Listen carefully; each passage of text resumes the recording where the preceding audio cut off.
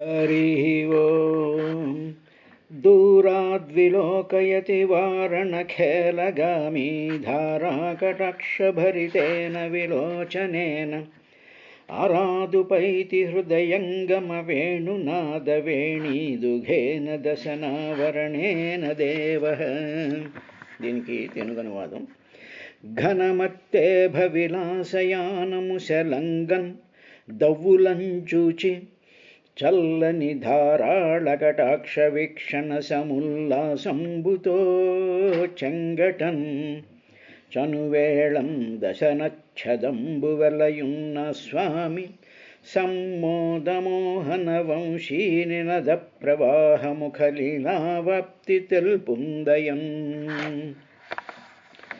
త్రిభువన సరసాభ్యాం దీప్తభూషాపదాభ్యాం దృశి శిశిరాభ్యాం దివ్యలీలాకులాభ్యాం అశరణ శరణాభ్యాం అద్భుతాభ్యాం పదాభ్యాం మయమయ మనూకూజద్వేణురాయాతి దేవః. దీనికి తెలుగు. క్రీడాభూషణధారులై అశరణ శ్రేయశరణ్యంబులై చూడంజోడగ చల్లనై సొగసునై చోద్యంబులై దేవతా చూడారత్నములైన పదముల రాసం పొంది వేణుధ్వనుల్ జాడల్ దల్పగ వీడయనన స్వామిన్ విలోకించదన్. సోయం మునీంద్రజనమానశతాపహారి సోయం మదవ్రజవధూసనాపహారి సోయం తృతీయ భువనేశ్వర దర్పహారి సోయం మదీయ హృదయాంబురుహాపహారి. దీనికి తెలుగు. చిక్కెరనాడు గోపికల చలములెత్తిన దొంగ శైలముల్ చెక్కులు సేయ వాని మద జృంభము నాచిన దొంగ భక్తి చేనెక్కొను మౌని కోటి మది నిలిచిన తపము బపు దొంగ చొక్కపు చిత్త సారసము జురలుగా కొను దొంగ నేటికి సర్వజ్ఞత్వే చ మౌఢ్యే చ సార్వభౌమమిదం మమ నిర్విషన్నయనం తేజో నిర్వాణపదమాశ్నుతే. దీనికి తెలుగు. విను సర్వజ్ఞ తనయందు మౌఢ్యమున్నుర్విన్ సర్వభౌమంబు నాజనునీ తేజము జూచి నానయనముల్ సారూప్యముంజందే వీడని ఆలోకము చేయంగా భ్రమర కీట న్యాయమంగాంచెగొద కాదన జ్ఞానేంద్రియ రూఢి కన్నులకు నెలా కల్గును హింపగన్. ఓం శ్రీ గురుభ్యో నమః. ఓ విదురా అని మైత్రేయ మహర్షి కర్దమ ప్రజాపతి దేవహూతి చేసినటువంటి విహారాల గురించి ఆయన తర్వాత చెప్పడం ప్రారంభిస్తూ వీళ్ళు ఎక్కడ రమించారు అనేటువంటి విషయాన్ని చెప్తూ రేమే చిరం ధనద వల్లలనా వరుధి. వీళ్ళు ధనధవల్లభుడు అంటే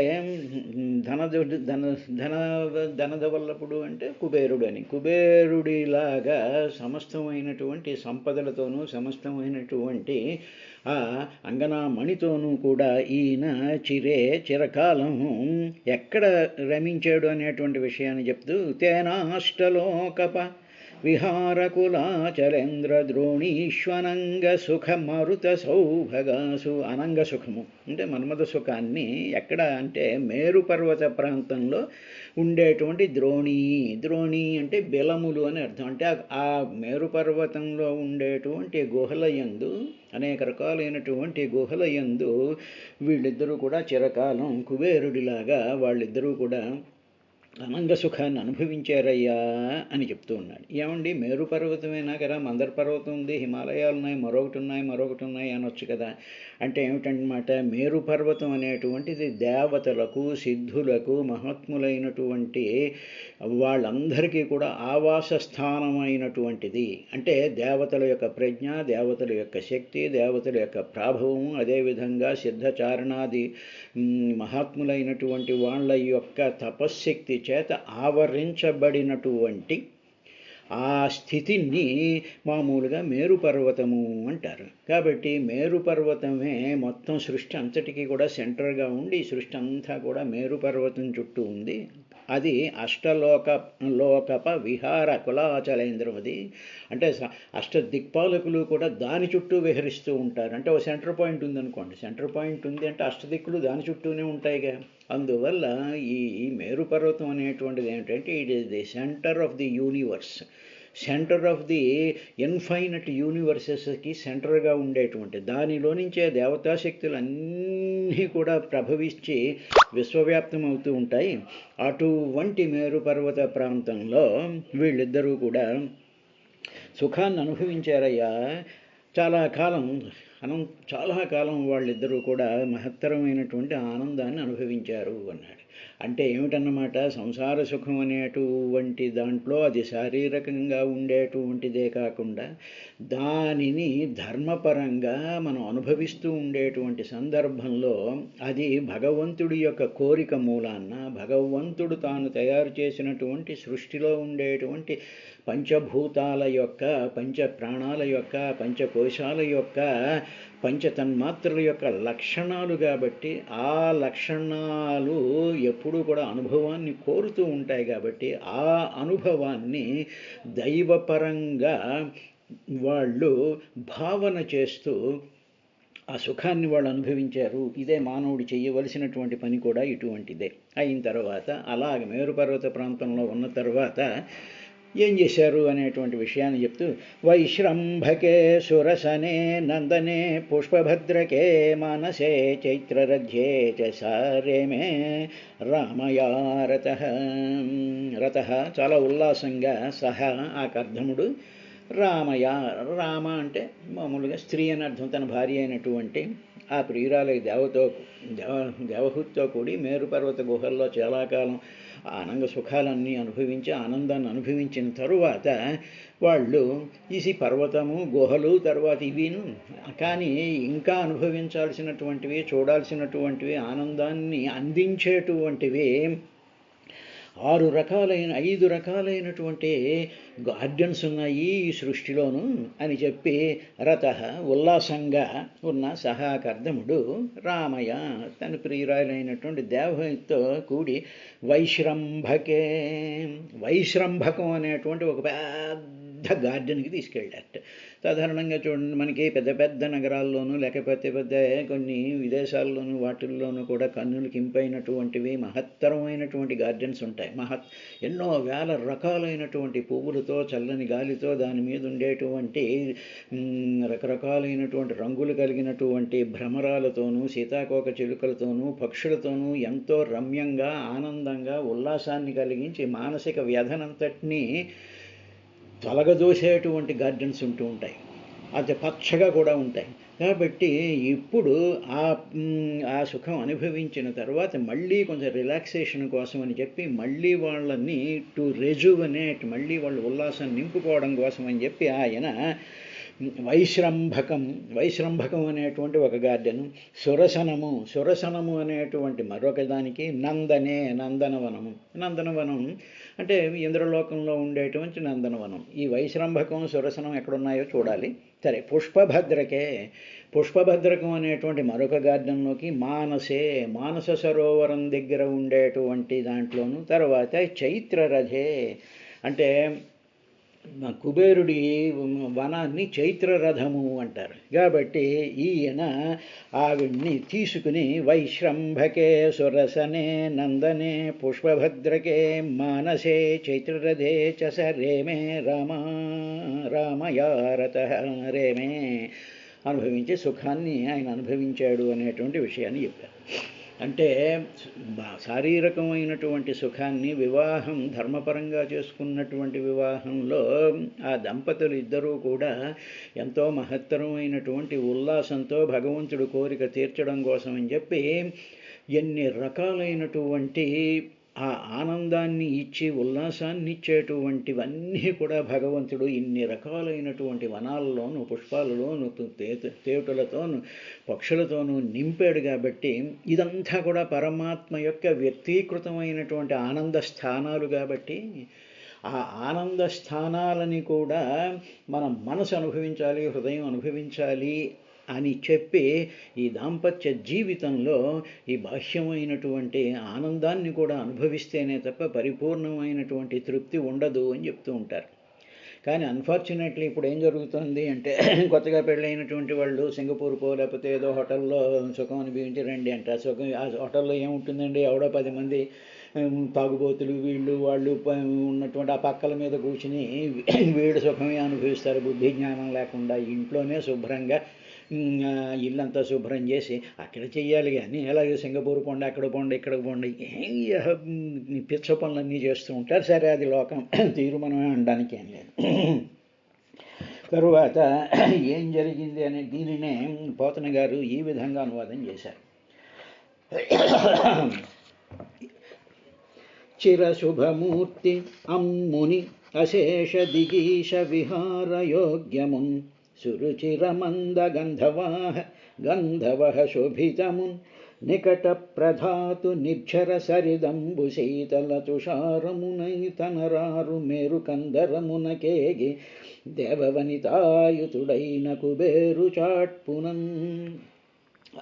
మేరుమందర్ గుహలు ఎలా ఉన్నాయనేటువంటి దాన్ని చెప్తే ఆయన నిర్ఝర, ఆ పక్కన ఈ పక్కన కూడా మేరు పర్వతం నుంచి కారుతూ ఉండేటువంటి జలపాతాలలో నుంచి వస్తూ ఉండేటువంటి శీతల తుషారమునై అలా వస్తూ ఉండేటప్పటికి ఆ జలబిందువులు చల్లగా ఉండి ఆ జలబిందువులు ఇటు అటు వెదజల్లుతూ ఉన్నప్పుడు ఆ గుహలో నుంచి ఆ కర్దమ ప్రజాపతి తన భార్య అయినటువంటి దేవహూతి బయటకు వచ్చేటప్పటికి చల్లనైనటువంటి ఆ బిందువులు శరీరం మీద పడి తళతళ మెరిసిపోతూ ఉంటే ఆ సుఖానుభూతిని వాళ్ళు తనరారు మేరు కందరమునకేగి ఆ విధంగా వాళ్ళు అనుభవించారయ్యా. అది కూడా ఎలా ఉందంటే అశేష దిగీష విహారయోగ్యము. అశేషం చాలామంది దిగీష దిక్కులకు అధిపతులైనటువంటి వాళ్ళు విహారయోగ్యము, విహారానికి సరిపోయేటువంటి ఆ స్థలం.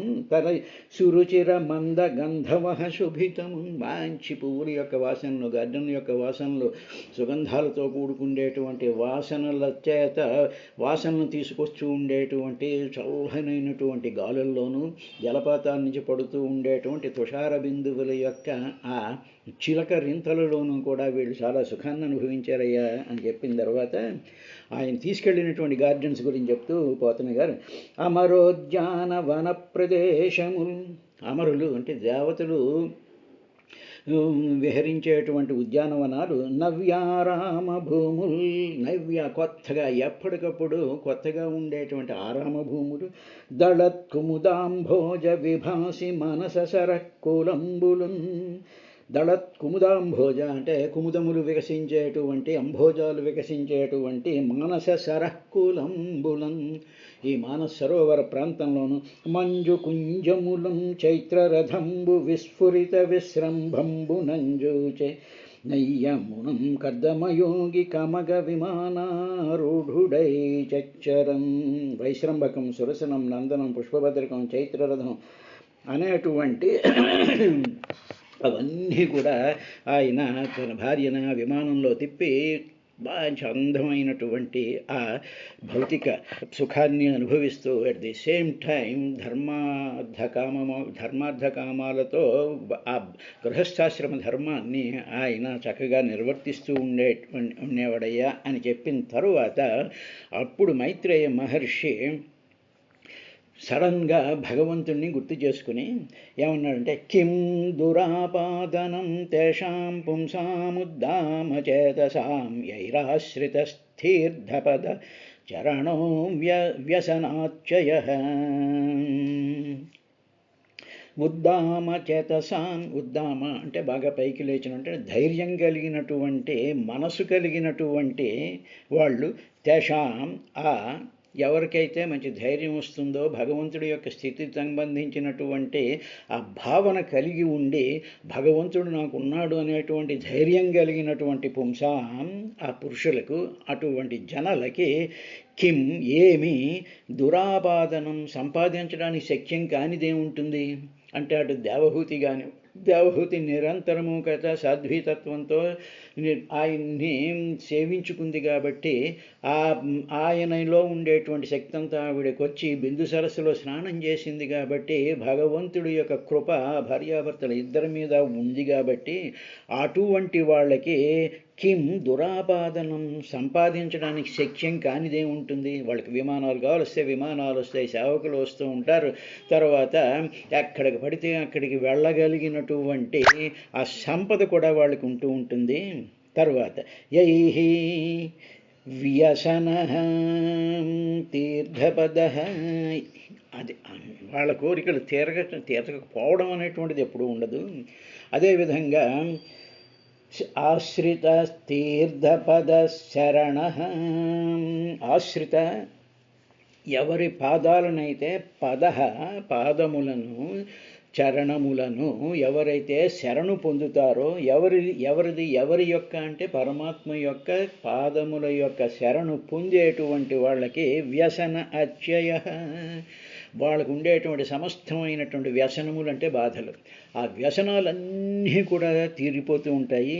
ఎప్పుడు అంటే తీర్థపద, తీర్థపాదములైనటువంటి భగవంతుడి యొక్క చరణ ఆశ్రిత, ఆ చరణాలను ఎవరైతే ఆశ్రయిస్తారో వాళ్ళకి ఏ విధమైనటువంటి కష్టాలు ఉండవు. తరువాత వాళ్ళు కోరుకున్నటువంటి కోరికలన్నీ కూడా వెంటనే కూడా తీరిపోతూ ఉంటాయి.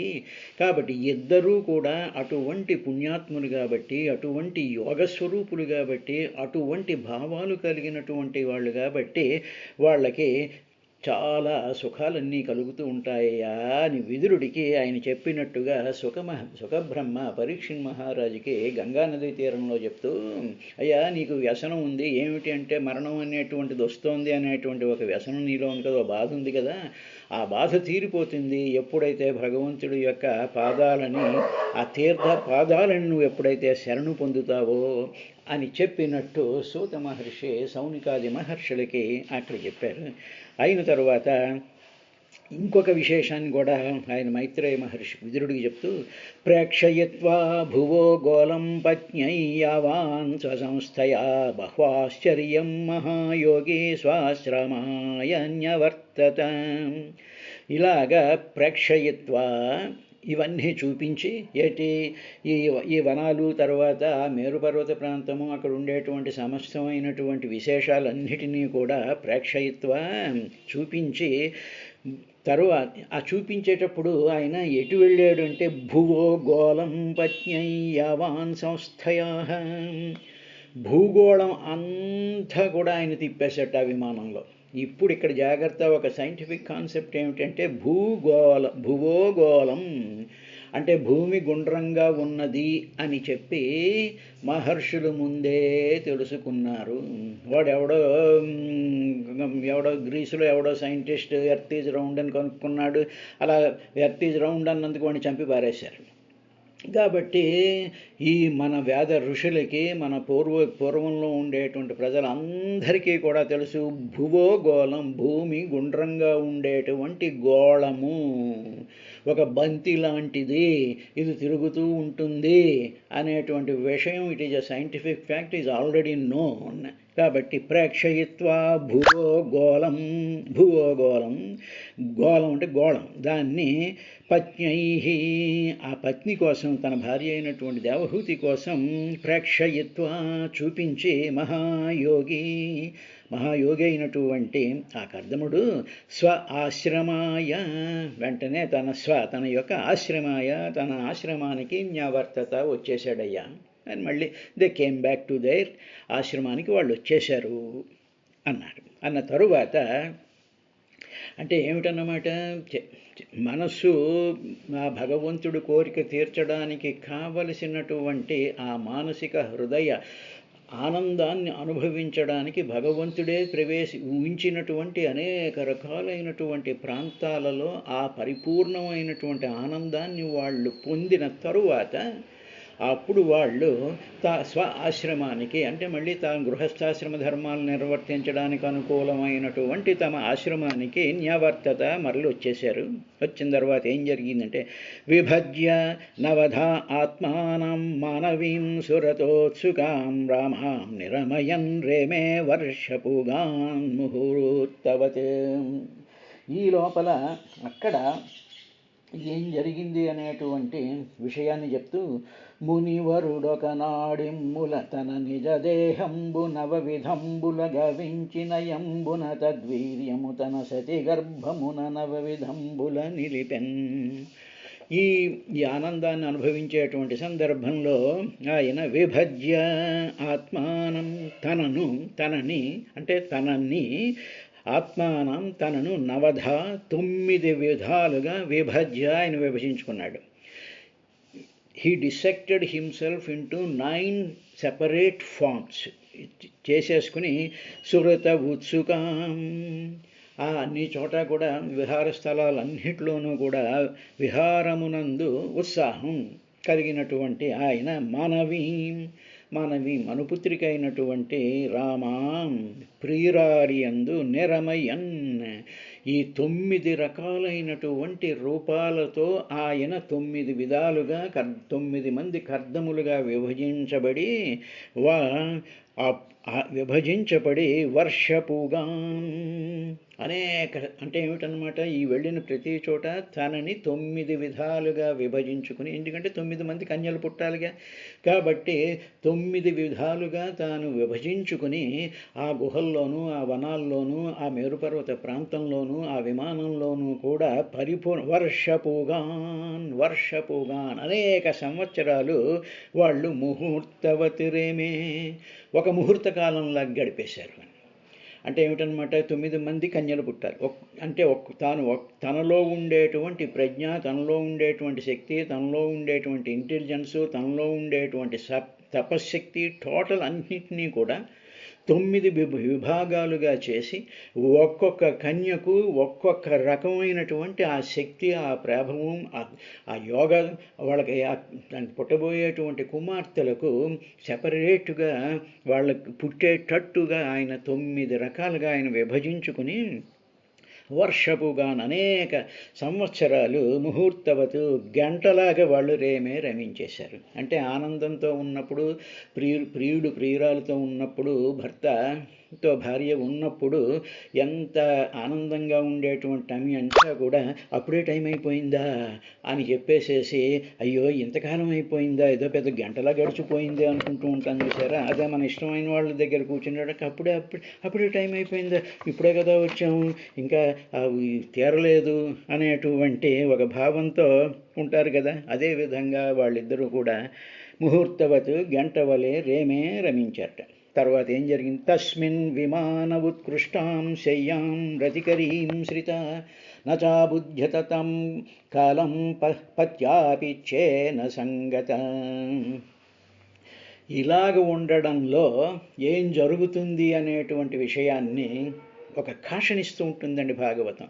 మనకు అందమైనటువంటి ప్రదేశాల్లో కానీ, మనకి ఇష్టమైనటువంటి ప్రాంతాల్లో కానీ, మన ఇష్టమైనటువంటి ఏ మనుషులతో కానీ మనం కాలక్షేపం చేస్తూ ఉన్నప్పుడు, విహారం చేస్తూ ఉన్నప్పుడు, ఆ సంతృప్తిని మనం పొందుతూ ఉన్నప్పుడు కలిగేటువంటి ఆ ఆనందంతో ఏం జరుగుతుంది అంటే కాలాన్ని మనం గుర్తించం. కాలం యొక్క స్పృహ మనకు ఉండదు. అప్పుడే 7:30 అయిపోయిందా, ఎంతసేపు ఎదురెదురుగా కూర్చుని అన్నీ ప్రయాణం చేసుకుంటున్నాం కదా అనేటువంటి దాంట్లో కాలం యొక్క స్పృహ మనకు ఉండదు. కాబట్టి ఆ కాలం యొక్క స్పృహ లేకపోవడం అనేటువంటిది ఏమిటండి? కాలం ఎవరంటే భగవంతుడి స్వరూపం. భగవంతుడి యొక్క స్వరూపాన్ని మర్చిపోయి సామాన్యమైనటువంటి విశేషాల మీద, అందాల మీద, ఆనందాల మీద, సుఖమైనటువంటి శయ్యల మీద, అలంకరణల మీద, వస్త్రాల మీద, మనుషుల యొక్క మాటలతోనూ మనకి కాలం గడిచిపోతూ ఉంటుంది. అంటే కాలం వెళ్ళిపోతుంది. కాలం అంటే భగవంతుడు వెళ్ళిపోతున్నాడు, ఇవన్నీ మిగిలిపోతున్నాయి. అది గ్రహించిందండి దేవహూతి. మహాపుణ్యాత్మురాలు, సాధ్వి, భగవద్భక్తురాలు కాబట్టి ఆవిడది గ్రహించింది. తర్వాత వాళ్ళ ఆశ్రమానికి వచ్చేసిన తరువాత తస్మిన్ విమాన ఉత్కృష్టాం శయ్యాం రతికరీం శ్రితా, విమానంలో రతికరీం ప్రీతిని కలిగించేటువంటి ఆ విమానంలో ఉన్నారు వాళ్ళు. ఇంకా ఆశ్రమానికి వచ్చారు, వచ్చే ముందు సంగతి చెప్తున్నారు. ఉత్కృష్టాం, ఆ విమానంలో ఉత్కృష్టాం చాలా గొప్పదైనటువంటి శయ్యాం, ఆ శయ్య మీద వాళ్ళు కూర్చున్నప్పుడు అశ్రిత అధిష్ఠించి ఉన్నప్పుడు కర్దమ ప్రజాపతిని చూసి అతి ఇచ్చేన చాలా సుందరంగా వెలిగిపోతూ ఉండేటువంటి తన భర్తని ఆ విమానంలో ఆ మంచం మీద కూర్చున్నటువంటి ఆ అతి సుందరుడైనటువంటి ఆయన పత్య భర్తతో దగ్గరగా కూర్చుని ఇద్దరూ కూడా చాలా క్లోజ్గా కూర్చున్నటువంటి సంగతాచ కలిసి ఉన్నప్పుడు దేవహూతి నా చ అబుధ్యత, నా అబుధ్యత, కాలమును నా అబుధ్యత, అలాగుండేటువంటి సందర్భంలో కాలం యొక్క స్పృహ లేకుండా పోయింది ఆవిడికి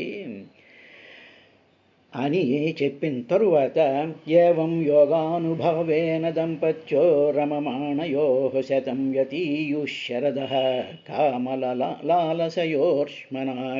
ఈ కామలాలసత్వంతో ఆ దంపతులు యోగశక్తి చేత రమిస్తూ ఉండేటువంటి సందర్భంలో 100 శరత్కాలాల కాలం గడిచిపోయిందయ్యా విదురా అన్నారు. అయ్యో ఇలా జరిగిపోయిందా అని చెప్పి దేవహూతి బాధపడుతుంది. అది రేపటి విశేషంలో చూద్దాం.